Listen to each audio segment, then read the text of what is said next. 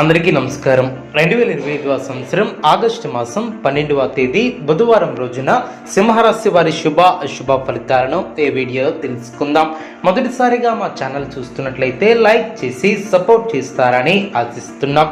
ఈ వీడియో చూసే ముందు ప్రేక్షకులకు చిన్న విన్నపం. శ్రీ దుర్గామాత అమ్మవారి ఆశీస్సులతో జ్యోతిష్యం చెప్పబడిన విద్య, ఉద్యోగ, వ్యాపార సమస్యలు, ప్రేమించిన వారు దూరం కావటం వంటి సమస్యలు, స్త్రీ పురుష వశీకరణం చేయబడిన ఇంటి సమస్యలు కానీ, శారీరకంగా కానీ, మానసికంగా కానీ ఎటువంటి సమస్యలు ఉన్నా సరే పూజారి గారు ప్రత్యేక పూజలు చేసి మీ యొక్క సమస్యలను పరిష్కరించేదన్నాం.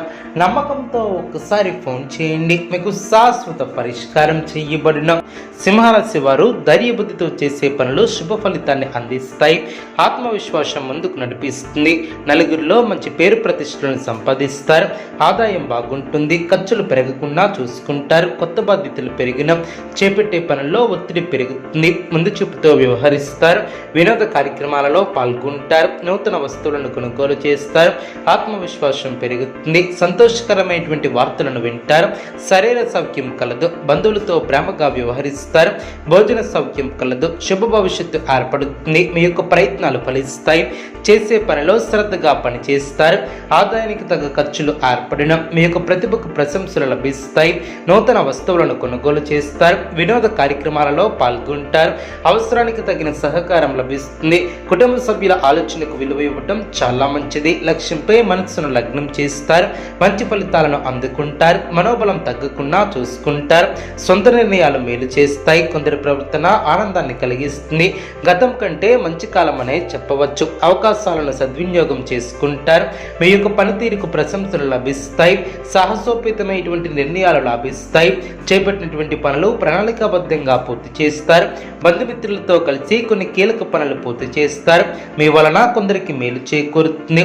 స్వధర్మం మిమ్మల్ని కాపాడుతుంది. మానసిక ఆనందం ఏర్పడుతుంది. ఆనందంగా పనిచేస్తారు.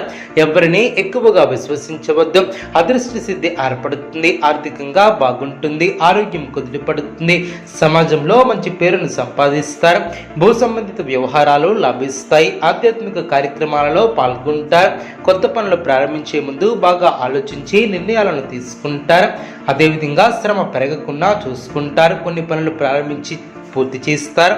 పట్టు వదలకుండా పనులు పూర్తి చేస్తారు. పురోగతిని సాధిస్తారు. శత్రువులపై విజయాన్ని సాధిస్తారు.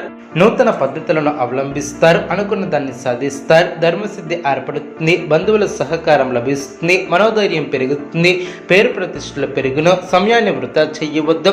మనోబలం తగ్గకుండా చూసుకుంటారు. ధర్మబద్ధంగా పనిచేసి లక్ష్యాలను చేరుకుంటారు. సందర్భానుసారంగా ముందుకు సాగుతారు. సాధించాలనే తపన మిమ్మల్ని ఉన్నతులు చేస్తుంది.